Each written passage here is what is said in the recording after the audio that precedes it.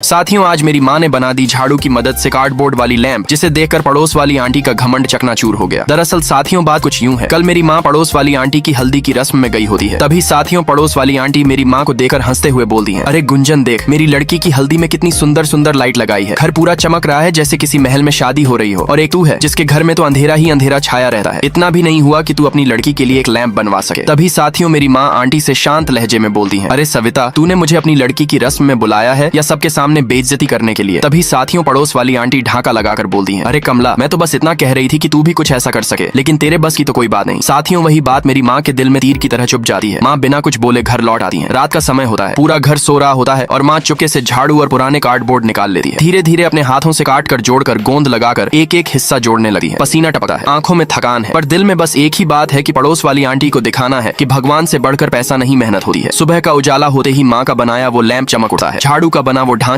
और कार्डबोर्ड से बना वो गोला ऐसा चमकता है जैसे खुद सूरज उसमें बस गया हो। घर के कोने कोने में रोशनी फैल जाती है और माँ की आंखों में चमक आ जाती है। साथियों, गरीब होना कोई शर्म की बात नहीं है, ये तो ऊपर वाले की मर्जी है, लेकिन कोशिश ना करना और अपनी इज्जत का ध्यान ना रखना, यह हमारी गलती होगी। साथियों, आज का दिन हमारे लिए और भी खास है, क्योंकि बड़ी दीदी को शहर की एक नामी बड़ी कंपनी में नौकरी के इंटरव्यू के लिए भी बुलावा आया है। एक तरफ लड़की वाले आने वाले हैं और दूसरी तरफ दीदी का बड़ा इंटरव्यू है। मतलब आज का दिन हमारे घर की किस्मत बदलने का भी दिन हो सकता है। इसलिए माँ ने सुबह से ही समय बर्बाद नहीं किया, मेहनत करते रहे और काटते रहे, जोड़ते रहे और हर टुकड़े को अच्छे से फिट करते रहे, ताकि लैंप न सिर्फ देखने लायक हो बल्कि किसी खरीदी हुई लैंप से कम न लगे। धीरे धीरे लैंप का ढांचा तैयार हो गया। अब हमने उसकी सीट और बैक को और मजबूत बनाने के लिए कार्डबोर्ड और नारियल का इस्तेमाल किया, ताकि लड़की वाले बैठकर आराम महसूस करें। फिर उसके किनारों को अच्छे से सजाया ताकि दिखने में आकर्षक लगे। साथियों, यह लैंप सिर्फ बैठने का सामान नहीं, बल्कि हमारी मेहनत और हमारी इज्जत का प्रतीक है। हमारी मेहनत लगभग पूरी हो चुकी है और माँ के चेहरे पर संतोष और उम्मीद साफ दिख रही है। अब देखना यह है कि लड़की वाले इस बार भैया को पसंद करते हैं या नहीं। लेकिन उसे देखने से पहले जो बच्चा परीक्षा में पास होना चाहता है या अच्छा नंबर लाना चाहता है, वो इस वीडियो को लाइक करके चैनल को सब्सक्राइब करें और कमेंट में हर हर महादेव जरूर से लिखे। मैं उन्हें कभी फेल नहीं होने दूंगा, ये मेरा आशीर्वाद है। साथियों, लास्ट में मेरी माँ ने कितनी सुंदर लैंप बना दी, जिसे देखकर तो पड़ोस वाली आंटी का घमंड चकनाचूर हो गया।